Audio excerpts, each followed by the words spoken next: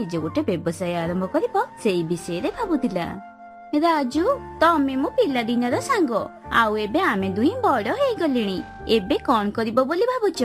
ମୋର ତ କେବଳ ଗୋଟିଏ ଇଚ୍ଛା, ମୁଁ କେମିତି ଗୋଟେ ବଡ ବ୍ୟବସାୟ ଆରମ୍ଭ କରିବି ଆଉ ବହୁତ ଜଲ୍ଦି ଧନୀ ହେଇଯିବି। ମୁଁ ସବୁବେଳେ ସେଇ ବିଷୟରେ ହିଁ ଭାବୁଛି।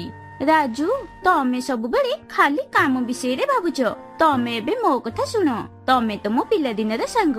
ମୁଁ ତମକୁ ବାହା ହେବାକୁ ଚାହୁଁଛି। କଣ ତମେ ମତେ ବାହା ହବ?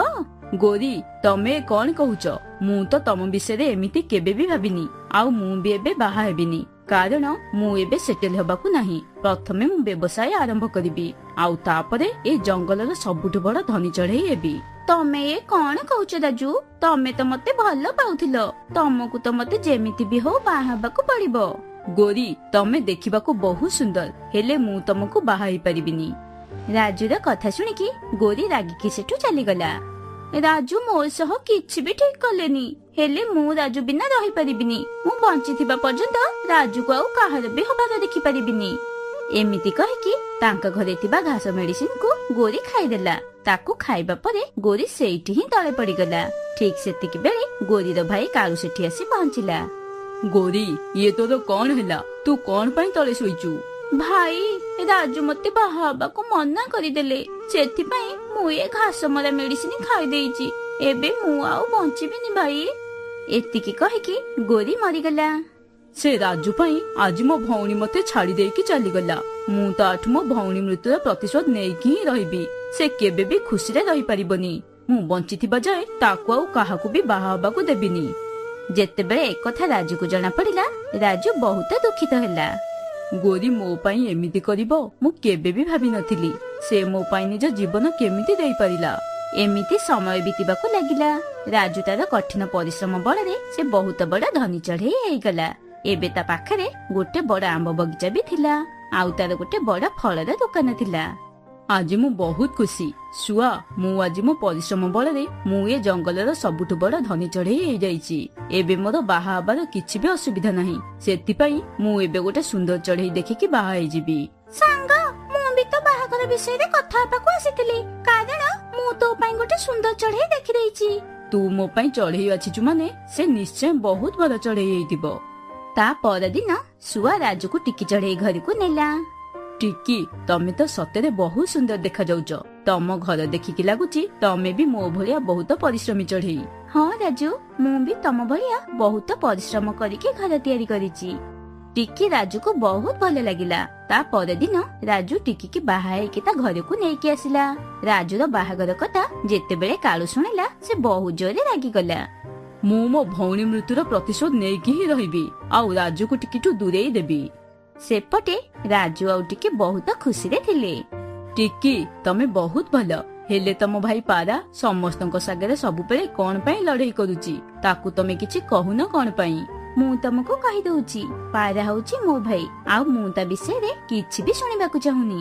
ଆଉ ସେପଟେ କାଳୁ ରାଜୁ ଆଉ ଟିକିକୁ କେମିତି ଅଲଗା କରିବ ସେ ବିଷୟରେ ଭାବୁଥିଲା। ସେତିକି ବେଳେ ତା ସାମ୍ନାରେ ପାରା ଆସି ଛିଡା ହେଇଗଲା, ଯାହାକୁ କିଛି ଚିଲ ଅଟକାଇଥିଲେ। ତୋ ଉପରେ ଭରସା କରିକି ମୁଁ ତତେ ଖାଦ୍ୟ ଧାର ଦେଇଥିଲି, ହେଲେ ତୁ ତ ମୋ ଖାଦ୍ୟ ଫେରେଇବାର ନାଁ ହିଁ ଧରୁନୁ। ତମର ଯାହାବି କରିବାର ଅଛି କର, ହେଲେ ମୁଁ ତମକୁ କିଛି ବି ଦେବିନି। ତାପରେ ସବୁ ଚିଲ ମିଶିକି ପାରାକୁ ମାରିବାକୁ ଲାଗିଲେ, ଆଉ ପାରା ସେଇଠି ବେହୋସ ହେଇକି ପଡିଗଲା। ଏସବୁ ଦେଖିକି କାଳୁ ମୁଣ୍ଡରେ ଗୋଟେ ଦୁଷ୍ଟ ବୁଦ୍ଧି ଆସିଲା, ଆଉ କାଳୁ ପାରାକୁ ନେଇକି ଟିକି ପାଖକୁ ଗଲା। ଟିକି, ଦେଖେ ତୋ ଭାଇ କି ଦେଖେ, ତୋ ଭାଇର ଅବସ୍ଥା କଣ ହେଇଛି? କାଳୁ, ମୋ ଭାଇକି ଏମିତି କିଏ ମାରିଛି? ଟିକି, ତୋ ସ୍ୱାମୀ ରାଜୁ ତୋ ଭାଇକୁ ଜମା ବି ପସନ୍ଦ କରେନି, ସେଥିପାଇଁ ସେ ଗୁଣ୍ଡା ଲଗେଇକି ତୋ ଭାଇର ଏମିତି ଅବସ୍ଥା କରିଛି। ମୁଁ ଜାଣିଛି ତୁ ମୋ କଥାରେ ଜମା ବି ବିଶ୍ୱାସ କରିବୁନୁ, ହେଲେ ମୁଁ ଏସବୁ ନିଜ ଆଖିରେ ଦେଖିଛି। କାଳୁର କଥା ଶୁଣିକି ଟିକୁକୁ ରାଜୁ ଉପରେ ବହୁତ ରାଗ ଲାଗିଲା। କିଛି ସମୟ ପରେ ରାଜୁ ବି ସେଠି ଆସି ପହଞ୍ଚିଗଲା। ଆରେ କାଳୁ, ତମେ ତ ଗୌରୀର ଭାଇ ନା? କାଳୁକୁ ଛାଡ, ତମେ ମୋ ଭାଇକୁ ପସନ୍ଦ କରୁନ ବୋଲି ତାକୁ ଗୁଣ୍ଡା ଲଗେଇକି ଏମିତି ମାରିଛ ଯେ ସେ ଏବେ ମେଡିକାଲରେ ପଡିଛି। ଆଉ ଡକ୍ଟର କହୁଥିଲେ କି ଯଦି ମୋ ଭାଇକୁ 3 ଦିନ ଭିତରେ ହୋସ ଆସିବନି ତାହେଲେ ସେ ମରିଯିବ। ରାଜୁ ଆଉ ଟିକିର ଲଢେଇ କରିକି କାଳୁ ସେଠୁ ଚାଲିଗଲା। ଟିକି, ମତେ ବିଶ୍ୱାସ କର, ମୁଁ ତମ ଭାଇକି ମାରିନି। ମୁଁ ତମ କଥା କିଛି ବି ଶୁଣିବିନି। ତମେ ଯଦି ମୋ ଭାଇକି ଏମିତି ମାରିପାରିଲ ତାହେଲେ ମତେ ବି ମାରିପାରିବ। ଏବେ ମୁଁ ଯାଉଛି, ଆଉ କେବେ ବି ମୁଁ ତମ ପାଖକୁ ଫେରିବିନି। ଏମିତି କହିକି ଟିକି ଚଢେଇ ସେଠୁ ଚାଲିଗଲା। ଟିକି ପଛେ ପଛେ ସେଠିକି କାଳୁ ଆସିଲା। ଦେଖିଲୁ ରାଜୁ, ମୁଁ ତୋଠୁ ମୋ ଭଉଣୀର ପ୍ରତିଶୋଧ ନେଇକି ହିଁ ରହିଲି। ଏବେ ଟିକି କେବେ ବି ଫେରିବନି। ଆଉ ହଁ, ମୁଁ ଟିକିକି ମିଛ କହିଥିଲି କି ତୁ ପାରାକୁ ଗୁଣ୍ଡା ଲଗେଇକି ମାଡ଼ ମାରିଛୁ, ହେଲେ ପାରାକୁ ଚିଲମାନେ ମିଶିକି ମାରିଥିଲେ। ଆଉ ବିଚାରୀ ଟିକି ଭାବୁଛି କି ପାରାକୁ ତୁ ମାରିଛୁ। କାଳୁ, ମୁଁ ତମ ଭଉଣୀ ସାଙ୍ଗରେ କିଛି ବି ଖରାପ କରିନି। ତାହେଲେ ତମେ ମୋଠୁ ପ୍ରତିଶୋଧ କଣ ପାଇଁ ନଉଛ? ମତେ ସେସବୁ କିଛି ବି ଜଣା ନାହିଁ। ତୋ ପାଇଁ ହିଁ ମୋ ଭଉଣୀ ଆଜି ମୋ ପାଖରେ ନାହିଁ। ସେ ମତେ ଏକୁଟିଆ ଛାଡିକି ଚାଲି ଯାଇଛି। ଏଥିପାଇଁ ମୁଁ ସବୁବେଳେ ତମଠୁ ପ୍ରତିଶୋଧ ନେଇକି ହିଁ ରହିବି। ଏତିକି କହିକି କାଳୁ ସେଠୁ ଚାଲିଗଲା। କାଳୁର କଥା ଶୁଣିକି ରାଜୁ ମୁଣ୍ଡକୁ ଗୋଟେ ଉପାୟ ଆସିଲା। କାଳୁ କହୁଥିଲା ପାରାକୁ ଚିଲମାନେ ମାରିଛନ୍ତି। ମତେ ତାଙ୍କ ପାଖକୁ ଯାଇ ସବୁ ଜାଣିବାକୁ ପଡିବ। ଏମିତି କହିକି ରାଜୁ ଚିଲମାନଙ୍କ ପାଖକୁ ଗଲା ଆଉ ସବୁ କଥା କହିଲା। ମୁଁ ତାକୁ ବହୁତ ଖାଦ୍ୟ ଉଦ୍ଧାର ଦେଇଥିଲି, ହେଲେ ସେ ମତେ କିଛି ବି ଫେରେଇଲାନି। ସେଥିପାଇଁ ଆମେମାନେ ମିଶିକି ତାକୁ ବହୁତ ମାରିଥିଲୁ। କିନ୍ତୁ ଯଦି ତମେ କହୁଛ, ତାହେଲେ ମୁଁ ତମ ସ୍ତ୍ରୀ ଟିକିକୁ ସବୁ ସତ କଥା କହିବି। ରାଜୁ ଚିଲକୁ ନେଇକି ଟିକି ପାଖକୁ ଗଲା। ତମେ ଏଠିକି କଣ ପାଇଁ ଆସିଛ? ମୁଁ ତମକୁ ଆସିବାକୁ ମନା କରିଥିଲି ନା? ରହିଯାଅ ଟିକି, ମୋର ତମକୁ କିଛି କହିବାର ଅଛି। ତାପରେ ଚିଲ ଟିକିକୁ ସବୁ କଥା କହିଲା। ମତେ କ୍ଷମା କରିଦିଅ, ମୁଁ ତମକୁ ବହୁତ ଖରାପ ଖରାପ କଥା କହିଛି ଆଉ ତମକୁ ଛାଡିକି ବି ଚାଲି ଆସିଲି। ମତେ କ୍ଷମା କରିଦିଅ ରାଜୁ। ମୁଁ ତ ଭଗବାନଙ୍କୁ ପ୍ରାର୍ଥନା କରୁଛି କି ତମକୁ ସବୁ ସତ କଥା ଜଣା ପଡିଗଲା, ନହେଲେ ତମେ ତ କେବେ ବି ମୋ ଘରକୁ ଫେରି ନଥାନ୍ତ।